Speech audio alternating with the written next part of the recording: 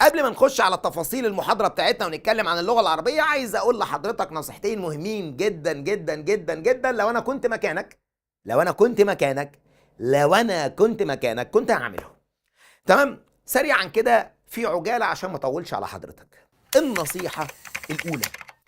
النصيحة الأولى إن طالب ثانوية عامة هو داخل ثانوية عامة بيبني صورة مصغرة عن شكل طالب ثانوية عامة في ذهني، في مخيلته. بيبقى متخيل ان طالب ثانويه عامه لازم يكون بهذا الشكل اللي هو بناه. طب ايه الشكل اللي هو بناه بقى؟ تعال نخش بقى جوه الشكل اللي هو بناه. بنى ان طالب ثانويه عامه، او اعتقد ان طالب ثانويه عامه لازم لما يخش على ثانويه عامه كده، بسم الله الرحمن الرحيم، نقول يا هادي كده بسم الله الرحمن الرحيم، لازم يكون طالب شغوف محب للعلم والتعلم. وهو قاعد بيذاكر يجد كثير من المتعه. ياه متعه لا يوضع، يا متعه. بيستمتع ابن الذين، قاعد بيستمتع. صحابه يقولوا له يلا نخرج، يقول لهم مش قادر اسيب المذاكره، استمتع بالمذاكره. تاني حاجه ان هو لما بيجي يذاكر عنده كده شيفت مذاكره، بياخد شيفت كامل من 6 ل 8 ساعات لازم. ولو ما عملش الشيفت بتاعه لا يبقى كده في تقصير والدنيا كده مش مظبوطه. الصوره المتخيله عن طالب ثانويه عامه، وان الطالب ده بيقضي وقت فراغه او معظم وقت فراغه على الكتاب والمذاكره. اكيد ما عندوش وقت فراغ بيقضيه في الرفاهيه، اكيد ما بيخرجش مع صحابه، اكيد ما بينزلش معاهم في البيت، اكيد ما بيعرفش يقعد، ما بينزلش معاهم من البيت يعني مع اسرته، اكيد ما بيعرفش يقعد مع اي تجمع اسري هم قاعدين، لانه طالب ثانويه عامه المفروض هم قاعدين بره وهو محبوس في الاوضه جوه عمال يذاكر. وكمان المفروض الصوره المصغره اللي هو راسمها عن طالب ثانويه عامه للصوره اللي اترسمت في ذهن حضرتك او في مخيلتك او اللي انت رسمتها، يعني ان هو لازم لما يدخل كده بثانويه عامه بسم الله الرحمن الرحيم اي امتحان يتحط قدامه يقفله، او ينقص درجه او اتنين لا قدر الله. اي واجب يحله الطبيعي انه يقفله لانه فهم الدرس كله، ما يغلطش ولا غلطه. ممكن يغلط غلطه 2 3 4، لكن يغلط في نص الواجب او ربع الواجب لا، في حاجه مش مظبوطه. ولما يجي يمتحن امتحان شامل يطلع من الاوائل، ولو ما طلعش من الاوائل ماشي يا عم انا معايا يعني انقص في حدود 5 درجات بالكتير قوي، لكن ما نقص 10 15 والحاجات الكبيره دي ازاي ده ممكن يحصل؟ تمام كده. دي الصوره اللي اتبنت او اللي حضرتك بنتها عن شكل طالب ثانويه عامه اول لما يخش ثانويه عامه. وفي الحقيقه الصوره دي صوره مثاليه قوي قوي قوي قوي قوي قوي. في الواقع يا سيدنا الصوره دي هتبقى مؤذيه لو انت بنيتها في دماغك بهذا الشكل بهذا التصور في كل التفاصيل. انا ما بقولش ان انت ما توصلش لكده، في فرق بين ان ده التارجت او ده الهدف اللي انا عايز اوصل له بعدين، وفي فرق بين ده اللي المفروض اول ما اخش ثانويه عامه اكون بعمله. في فرق بين الاثنين. تمام كده؟ تمام. المهم ده هيؤذيني او هيؤذي حضرتك نفسيا في ايه؟ ان انت مع دخول اول اسبوع في ثانويه عامه او اول اسبوعين في ثانويه عامه هتبتدي حضرتك تدعو نفسك اللي انت تبقى هذا النموذج اللي بيحتذى بيه، انت عايز تبقى هذا النموذج زيه. فهتبتدي تمشي على جدول زي ما حضرتك كنت راسم الجدول ده، او الطالب المثالي كان راسم ان انا لازم كل يوم اذاكر 8 ساعات، ولازم ما اغلطش خالص في اي سؤال، ولو غلط يبقى انا كده مش طالب ثانويه عامه. لما تيجي تطبق ده على ارض الواقع من اول اسبوع هتكتشف ان انت مش عارف تعمله، فهترجع لنفسك تاني وتتهمها بالتقصير والاهمال، وان انت اكيد مش قد المسؤوليه لها، وان انت مالك فقدت الشغف. ليه؟ ده لما بقعد اذاكر بحس ان بملل، مع ان المفروض طالب ثانويه عامه هذا النموذج المفروض بيطلع من الاوائل، المفروض من الطلبه الفائقين، ده المفروض بيحب المذاكره شغوف بالعلم. انا ليه لما بقعد اذاكر مش شغوف بالعلم ومش محب المذاكره؟ يعني ما بستمتعش ليه؟ انا مش قادر ابقى هذا النموذج. فبتلاقي نفسك من اول اسبوع في ثانويه عامه او اول اسبوعين في ثانويه عامه بتقول انا فقدت الشغف، بتقول انا حاسس ان انا يائس، انا حاسس ان انا مضطرب، انا حاسس ان انا مخنوق، انا حاسس ان انا متدمر، انا حاسس ثانويه عامه اكبر مني، انا حاسس ان انا مش عارف ابدا دلوقتي ولا اجل ولا اعمل ايه، مش عارف اعمل ايه. كل ده احنا لسه ما عملناش حاجه. ده بسبب ايه؟ ان انت رسمت صوره مثاليه وعايز من حضرتك توصل لهذه الصوره المثاليه دلوقتي ابقى هذا الرجل. تمام يا سيدنا؟ واللي حصل ده هو مش جديد. ليه؟ لان ده مدخل من مداخل الشيطان، من ضمن استراتيجيات الشيطان اللي بيدخل عليك بيها او بيدخل علينا بيها، ودي بتجيب معاه جدا مع ناس كتير على فكره، ان هو بيلعب لعبه اسمها يعني رفع سقف المطلوب او ارفع سقف المطلوب. على سبيل المثال يدخل على واحد مثلا كل يوم قبل ما ينام بيقرأ صفحة من القرآن، كل يوم الراجل محافظ على ده، ورد محافظ عليه، كل يوم قبل ما ينام يقرأ صفحة من القرآن. هو غالبا ما بيخشش يقول له بطل يا عم قراءة القرآن بقى، صفحة تاخد منك 3 دقايق احنا مكسلين، ما بيعرفش يدخل الدخلة دي. وإنما بيخش له بدخلة معكوسة اسمها رفع سقف المطلوب. يخش يقول له ايه في اليوم ده اللي عايز يخليه فيه بطل ما يقراش الصفحة دي، فيدخل عليه الدخلة بتاعت انت اخد بالك ان انت النهارده فضلت قاعد على الموبايل بتاع 4 ساعات؟ افتح كده الضبط وبص كده على مده الاستهلاك، هتلاقي ان انت او مده الاستخدام، هتلاقي ان انت استخدمت الموبايل 4 ساعات. انت عارف ان النهارده انت خرجت كده نزلت بس مع اصحابك كده مشوار ضيعت فيه 3 ساعات؟ انت عارف انت النهارده نمت 10 ساعات؟ بقى تعمل كل الحاجات دي وتضيع كل الوقت ده وتيجي تقرا قبل ما تنام صفحه تخلص من حضرتك في دقيقتين 3؟ تزنديق يلا، هو يعني تزنديق. ده انا اتكسف اعملها. هو يعني لا طبعا ما ينفعش، هتعبد ربنا تعبده صح. لا تعالى يا عم نقرا جزئين، اللي انت ما تقرا صفحه انت كده هتختم القران ور بالسنه. لا يا عم تعالى نقرا جزئين، ادي بقى حق ربنا بقى، ادي بقى حق الطاعه. فلما تقرا جزئين تختم القران كل 15 يوم، فبدل ما تختمه في سنه ولا قرب السنه، لا يا عم انت كده هتختم في الشهر الواحد مرتين، في السنه هتختم 24 مره. انت معايا؟ وطبعا جزئين انت بتتكلمني في 4 من 44 ل 46 صفحه في المتوسط ده.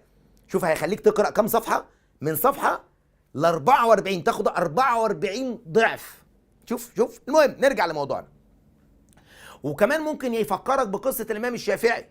ده الامام الشافعي كان بيختم القران في اليوم الواحد مرتين. شوف الامام الشافعي، يبقى بقى لازم بقى نقتدي بالصالحين، فلازم النهارده تقرا لك جزئين.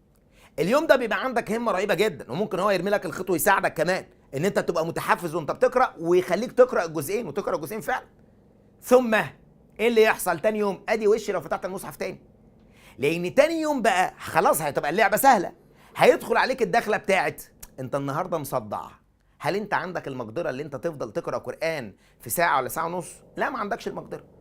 اذا تعالى يا عم نقسم الجزئين بتوع النهارده وننام النهارده على اجزاء بكره، فممكن بكره بدل ما تقرا جزئين نقرا جزئين وربع عادي، في خلال 8 ايام هنكون جبنا عوضنا الجزئين اللي احنا ما قراناهمش. فيخليك اليوم ده اللي هو تاني يوم يعني ما تقراش قران اصلا. طب ما انت ممكن تقرا صفحه، لا ما انت لما يجي في دماغك طب ما بدل ما اقراش خالص ما اقرا صفحه، هيخش عليك الدخله بتاعت لا ما احنا لا نعبد ربنا صح لا ما نعبدوش. تيجي تقول لي اقرا صفحه، لا يا قلبي لازم لما نقرا مظبوط. فيفهمك ان الحد الادنى اللي مطلوب منك ده اسمه رفع سقف المطلوب. ده مفيش حاجه اسمها كده، ده ما ينفعش تعمل ده، لا ده جرم. لا اما تعمل ده، لا اما نستنى الوقت المناسب اللي نعرف نعمل فيه ده، بس اقل من كده ما ينفعش. فنفضل كل يوم مستنين الوقت، يا ترى هو ده الوقت المناسب اللي ينفع نعمل فيه ده؟ لا. فمن هنا نعرف نلعب لعبه التسويف. خلاص فيرميك في خانه التسويف اللي غالبا ما تعرفش تخرج منها لحد ما يخليك تبطل الحاجه اللي هو عايزك تبطلها. فدي اسمها المثاليه. فما فيش حد فينا مثالي يا صديقي. فوانت بتتعامل مع ثانويه عامه لازم تبقى فاهم ان انت مش موظف. انا ما عنديش تارجت عدد ساعات. ما فيش حاجه اسمها انا المفروض كل يوم اذاكر 8 ساعات. انا ما بقولش حضرتك ان انت ما تذاكرش العدد ده، انا هنا ما بتكلمش خالص عن الحته دي. امال ايه يا استاذنا؟ انا بقول لحضرتك مش التارجت ده، مش ده الهدف اللي انا عايز اوصل له. ليه؟ طب النهارده على سبيل المثال مطلوب من حضرتك مذاكره تتجاوز ال8 ساعات، لو انت خلصت 8 ساعات هنعمل ايه؟ طب يا عم انت مطلوب من حضرتك مذاكره خلصت في 3 ساعات، هنعمل ايه؟ هتفضل قاعد متقدر قدام الكتاب؟ ما انت خلاص مخلص مذاكرتك. انا مش موظف. الموظف وهو رايح الشغل بيبقى هدفه يخلص 8 ساعات، ماشي، لان هو ده شغلانته كده. لكن حضرتك النهارده مش موظف. حضرتك النهارده دورك ان انت تخلص الكيفيه دي، الكم من الدروس ده. فانا مطلوب مني في الاسبوع ده ايه؟ مطلوب مني في الاسبوع ده والله المحاضره الفلانيه في الماده الفلانيه، والمحاضره الفلانيه والمحاضره الفلانيه والمحاضره الفلانيه. فانا مطلوب مني اخلصهم. قدرت اخلص المحاضره دي في 3 ساعات خير وبركه. قدرت اخلصها في 4 خير وبركه، بس اهم حاجه اخلصها صح ما كروتهاش. قدرت اخلصها في 5 انت حر. طب قعدت معاك 6 بدي مثال انت حر. قدرت اخلصها في ساعه ونص برضو. المهم في النهايه ان هي تخلص. لكن انت حضرتك لو بقيت موظف الهدف بتاعك ان انت تذاكر النهارده 4 ساعات، ودي حركه غريبه جدا، اللي انت تحط عدد ساعات ثابت المفروض لازم كل يوم تذاكره. حركه غريبه جدا ليه؟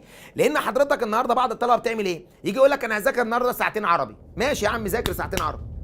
بعد ما يذاكر يعدي فعلا ساعتين في العربي. الواد النهارده نيجي نقول له انت ذاكرت؟ انت تيجي تحل، بيجي يحل يغلط. طب ليه بيغلط؟ لانه اصلا ما ذاكرش كويس، لان هو طول الوقت عمال يفكر امتى الساعتين يخلصوا، امتى الساعتين يخلصوا. طب وانا ايش عرفنا انا مذاكر كويس ولا مش مذاكر كويس؟ ايش عرفنا انا؟ اقفل الكتاب يا بيه، ده ابجديات حياه. عايز تعرف انت مذاكر درس كويس ولا في اي ماده؟ يبقى اقفل الكتاب اللي انت بتذاكر منه واسال نفسك، تعرف يا محمد تشرح لنفسك سريعا او تسرد لنفسك سريعا اللي انت ذاكرته؟ لا، اذا يبقى انت ما ذاكرتش. تعرف يا محمد تجيب ورقه فاضيه كده وتقول ملخص سريع للي انت فهمته من اللي انت ذاكرته؟ لا، يبقى انت ما ذاكرتش، يبقى انت بتضحك على نفسك، يبقى انت ضيعت وقت على الفاضي.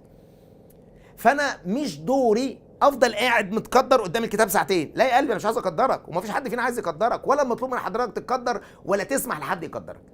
المطلوب من حضرتك ان ده يخلص صح، يخلص في قد ايه مش بتاعتي، يبقى ده المطلوب مني النهارده. خلص النهارده انا خلصت. طب انا المفروض اخلص دي ودي، يبقى انا خلص ده مني النهارده، يبقى انا خلصت نص اللي مطلوب مني. خلص في قد ايه، دي مهمتك بقى. حافظ على تركيزك، لان دايما طول ما انت مركز ان ده يخلص مش مهم في عدد ساعات قد ايه، نسبه تركيزك هتبقى اعلى. لكن اللي انت بتتعامل مع الوقت، كل تركيزك ان الوقت يخلص، ابقى انا كده خلصت، مريح ضميري قدام نفسي. تمام؟ فخلي بالك من الحته دي، ابوس دماغك، وما تجيش تقول لي اصل انا عندي مشكله مستر لما بخلص مذاكره ما بعرفش اشرح لنفسي. مش حاجه اسمها ما بعرفش، بقول لك ما بقولش لحضرتك ابقى مدرس جامد. انا بقول لحضرتك اشرح لنفسك المعلومه، مش شرط تفهمها لحد. كون ان انت بتعرف تسرد او تشرح اللي انت فهمته، ده معناه ان انت فهمت. طول ما انت مش عارف تشرح اللي انت فهمته، ده معناه ان انت ما فهمتش. تمام؟ يبقى دي نقطه مهمه جدا جدا جدا جدا جدا. خلاص؟ يبقى رقم واحد، ما تخليش الشيطان يضحك عليك في ثانويه عامه، في دخله ثانويه عامه، ويفهمك ان انت لازم تبقى مثالي. والبديل عن المثاليه لا شيء. ما لا اما تبقى مثالي، لا اما ما تبقاش حاجه خالص. عشان كده تلاقي الولد اللي هو حاطط في خطته ان انا لازم كل يوم اذاكر 8 ساعات، لو عملها اول يوم، تاني يوم الشيطان هيخش عليه يقول له بقول لك ايه؟ انت هتعرف تذاكر النهارده 8 ساعات؟ ده احنا النهارده الساعه 10 بالليل. 8 ساعات هنعرف نذاكرها؟ يعني هنفضل قاعدين من الساعه 10 لحد الساعه 6؟ اكيد مش هنعرف نعمل كده النهارده لان احنا مضغوطين. اعمل ايه؟ اجل مذاكره تاني يوم. طب ما ذاكر ساعه؟ لا، ما هو نذاكر محترمين لما نذاكرش. لازم ال8 ساعات. فلو مش هتعرف تعملهم النهارده اعملهم بكره، مش هتعرف تعملهم بكره اعملهم بعده، بس المهم يفضل يضحك عليك بلعبه ان ده الحد الادنى اللي مطلوب منك. طب نقلل شويه يا عم واعملها واداوم عليه. ده حتى حديث النبي صلى الله عليه وسلم احب الاعمال الى الله ادومها وان قلت. ادومها وان قلت. انا مش معنى كلامي اللي انا بقول لحضرتك ذاكر قليل، اوعى تفهم كده مني خالص. انا بقول لحضرتك اوعى الشيطان يضحك عليك، يفخم لك الامور، ثم بعد ذلك يقول لك بص ما انت مش هتعرف تعمل، القدر ده كبير جدا عليك. تمام يا سيدنا؟ تمام. النقطه الثانيه، يبقى رقم واحد، ما تخليش الشيطان يضحك عليك ويرفع لك سقف المطلوب. لا ترفع سقف المطلوب، لا تدعي المثاليه بالذات في البدايه. طيب النقطه اللي بعدها، وهم المقارنات. من اخطر الحاجات اللي بتقابل طالب ثانويه عامه في ثانويه عامه هي فكره المقارنه او فكره وهم المقارنه. تعال نرجع بس النقطه لازم نبقى متفقين عليها انا وانت. هل حضرتك اصلا مطلوب منك تبقى زي فلان حتى لو فلان ده جامد؟ هو اصلا انت مش مطلوب منك ده. ليه يا سيدنا؟ لان احنا لو عايزين فلان ده متكرر مرتين، فاذا يبقى الخلقه بتاعت حضرتك او خلقك ما كانش كده. يعني لماذا خلقك الله؟ عشان تبقى نفس فلان؟ طب ما كان ربنا خلق فلان مرتين. قصدي فلان صاحبك، مش قصدي نقتدي، مش قصدي قدوه الانبياء، لا انا بتكلم دلوقتي مقارنات بينك وبين اقرانك او بينك وبين اقرانك، اللي انت تبقى نسخه مستنسخه منه. هل المطلوب من حضرتك ان انت تبقى نسخه مستنسخه منه؟ ايش استفدنا انت ان احنا بقينا عندنا 2 متكررين؟ يعني ما استفدناش حاجه. اذا يبقى فكره المقارنه في حد ذاتها هي فكره مرفوضه.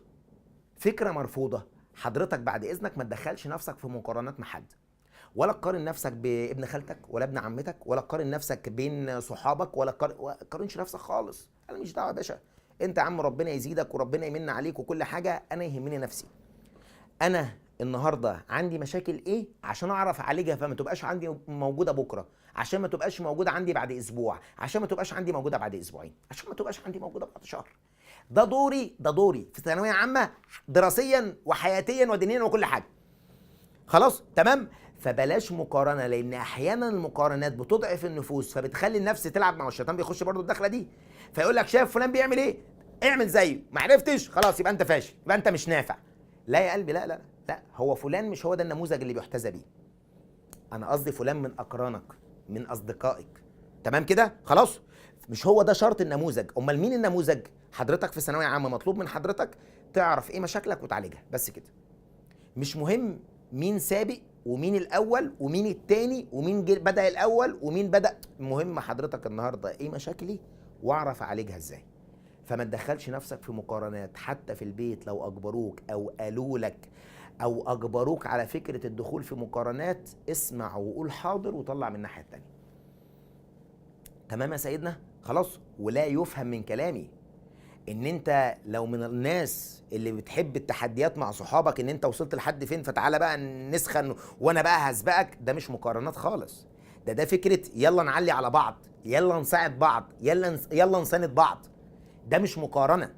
تمام؟ دي حاجه بالعكس، دي حاجه حلوه جدا. انا بتكلم على فكره المقارنات، اللي انت تفضل تقارن بين نفسك وبين الناس، فتكتشف ان انت مش قادر توصل للناس، فترجع تاني بفكره انا يائس، انا بائس، انا حزين، انا كئيب، انا مش قادر اوصل، انا حاسس ان انا فاشل. كل ده هيضرك نفسيا. طيب انا ليه عمال اركز على النقطتين دول، مع ان انت مستني مني بقى في اول محاضره بقول لك يلا عافر عشان لازم توصل كل ده جميل، بس في نقطتين مهمين جدا لازم نقولهم لحضرتك، او لازم حضرتك تتقنهم قبل ما نطلب من حضرتك ان انت تجتهد. النقطتين دول مهمين ليه؟ لان هم دول اللي بيحافظوا لك على نفسيتك في ثانويه عامه. احنا ما سمعناش قبل كده عن طالب بعد ما خلص ثانويه عامه قال مشكله ثانويه عامه ان هي ضرتني جسديا، ايدي من بعد ثانويه عامه ما بقتش قادر افردها، رجلي من كتر المذاكره مش قادر اتعامل عليها تاني، ظهري مش قادر، خلاص انا هفضل طول عمري ماشي منحني عشان انا في ثانويه عامه فضلت اوطي في المذاكره كتير، فخلاص انا اتدمرت. ما حدش بيعمل كده. وانما اللي بيحصل ايه؟ كلهم بعد ما بيخلصوا ثانويه عامه، بلاش كلهم، معظمهم بعد ما بيخلصوا ثانويه عامه بيقولوا لك احنا اتدمرنا نفسيا، تعبنا نفسيا. اي جمله جنبها كلمه نفسيا. وايه اكتر حاجه تضر نفسيا اي طالب او اي انسان؟ الحاجتين دول، ان يحس ان مهما عمل هو لسه ما عملش المطلوب منه، فده عن طريق ان الشيطان بيلعب معاه لعبه ارفع سقف المطلوب، او انه يحس ان كل شويه هو عمل بس في حد احسن منه، ده عن طريق وهم المقارنات. فلو انت قدرت تتجنب الحتتين دول في ثانويه عامه، انت نفسيا هتبقى مرتاح. فنفهم ان ثانويه عامه هي سنه عاديه مهمه جدا، بس ولا اكتر ولا اقل. فلما تفهم ده ونفسيا تبقى مرتاح، هتعرف تأدي وهتعرف تجتهد وهتعرف تبذل. حتى لو انت كنت هتبذل وانت مضطرب نفسيا، مضطرب نفسيا دي مش معناه ان انت بتشد في شعرك. مضطرب نفسيا دي يعني انت طول الوقت متوتر، طول الوقت خايف، طول الوقت قلقان، طول الوقت شايل هم، طول الوقت عمال تبص يا نهار ابيض ماذا لو، ماذا يحدث، اذا ده كده اسمه اضطراب نفسي. مش شرط الاضطراب النفسي ده اللي هو قاعد على الشيزلونج قدام دكتور نفسي فعمال يعالج فيه، مش شرط. خلاص تمام، مش شرط توصل للحاله دي، بس فكره ان انت يبقى عندك توتر زائد او خوف زائد او اضطراب زائد او تفكير زائد في المستقبل او تفكير زائد في الكليه او تفكير زائد في شهر 7 او شهر 6 معذره في الامتحانات الى اخره، يبقى ده معنى كده لا، ده اضطراب. انت كده مضطرب نفسيا. مضطرب ليه؟ بسبب الحاجتين دول. فلو انت تجنبت الحاجتين دول هتبقى انسان هادي مستقر، انسان ناضج. فبعد كده لما تيجي تجتهد هتعرف تستغل اجتهادك. لكن طول ما انت بتجتهد وانت مضطرب، حتى لو حصلت عمرك ما تعرف تحصل 100%، هتبذل مجهود 100% بس تحصيلك هتلاقيه 60%، 50%. لو انت جامد جدا يبقى 70%، ومش هتعرف تجيبهم كمان طول ما انت مضطرب. تمام يا سيدنا؟ خلاص. اتمنى حضرتك تكون اخدت بالك من النقطتين دول عشان تبقى سوي نفسيا. اخيرا، تعريف ثانويه عامه. ثانويه عامه هي سنه مهمه جدا، ونقف لحد هنا وتبقى حضرتك فاهم ثانويه عامه كويس. يعني ايه؟ عشان بعض الطلبه فاكره ان ثانويه عامه هي اللي بتحدد الانسان هيبقى شقي ولا سعيد في حياته. هي اللي بتحدد ان حالتي الاجتماعيه هبقى ثري قوي ولا ثري نص نص، ولا حياتي متوسطه ولا فقير. ثانويه عامه هي اللي هتقول لي انت هتحقق حلمك ولا هتعيش انسان فاشل في حياتك. كل ده غلط. ثانويه عامه مش كده. ثانويه عامه مش كده. ثانويه عامه سنه مهمه جدا. ليه؟ سنه مهمه جدا عشان بس هي دي السنه اللي من خلالها غالبا بتعرف تتحكم في الكليه اللي انت هتخشها بس. لكن هي مش نهايه المطاف، مش هي السنه المصيريه الوحيده الاوحده في الحياه، مش هي اللي بتحدد انا انسان شقي ولا سعيد في حياتي، مش هي اللي بتحدد انا انسان ناجح ولا فاشل في حياتي. ومش معنى كده انا بقول لك مش مهمه، انا بقول لك انزل الاشياء لمقاديرها مظبوطه عشان تعرف تبذل فيها وتأدي فيها من غير ما تصاب باضطرابات نفسيه هتؤذيك نفسيا بعد ما تخلص ثانويه عامه، وبالتالي احنا ما استفدناش حاجه. حتى لو دخلت الكليه اللي انت عايزها وانت مضطرب نفسيا شخصيتك اتهزت، مش محتاجين حاجه ده يعني مش ده مش عايزين حد ناجح في كليه مضطرب نفسي، مش عايزين كده. احنا عايزين حد ناضج اولا، ثم تعالى بعد كده نقول احنا عايزين ايه. خلاص تمام. ثانيا هتعرف تأدي زي ما انا قلت. يبقى ثانويه عامه سنه مهمه جدا، مش مقصود بيها اللي انت تتراخى، مش مقصود بيها اللي انت تبالغ مبالغات في تعريفها. خلاص كلامي اللي فات ده كله انا غير موجهه تماما للعيال اللي بتكبر دماغها. العيال اللي بتكبر دماغها اصلا احنا مخاصمينهم وما بنوجه لهمش كلام، ودول لا يعنونا في شيء. الواد اللي مكبر دماغه عشان احيانا ما بيسمع الكلام ده يقول لك والله العظيم الحمد لله طمنت قلبي، روح يا شيخ ربنا يسعد قلبك زي ما طمنت قلبي. كده الواحد بقى يراكم على مزاج. ليه؟ ما انت قلت خلاص بقى مش نهايه المطاف. لا يا قلبي، انا بقول الكلام ده للي بيبذل مجهود بس طول الوقت مقلق ومضطرب وخايف، فدي الفئه اللي انا بكلمها. لكن انت اصلا يا كده يا اللي بتراكم يا اللي مكبر دماغك يا الحياه اخدها بالطول والعرض وداخل بصدرك ومش همك، كده ما حدش فينا بيكلمك، احنا مخاصمينك اصلا. خلاص اتفقنا يا سيدنا.